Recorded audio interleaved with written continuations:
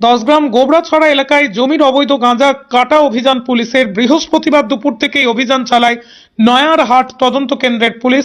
উপস্থিত ছিলেন দিনহাটা মহকুমা পুলিশ আধিকারিক ধীমান মিত্র ছাড়াও অন্যান্য পুলিশ কর্মীরা।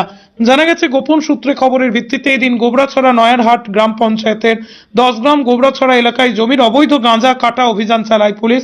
এই বিষয়ে এসডিপিও ধীমান মিত্র জানান, এদিন বিকেল 5টা পর্যন্ত অভিযান চালিয়ে 10 থেকে 12 বিঘা জমির অবৈধ গাঁজা গাছ কাটলো পুলিশ। আজকে মূলত সাহেবগঞ্জের নয়ারহাট এরিয়া 10 গ্রাম গোবরাছড়া যে জায়গা, সেখানে আমাদের কাছে গোপন সূত্রে খবর ছিল যে প্রচুর পরিমাণে গাঁজা চাষ হয়েছে।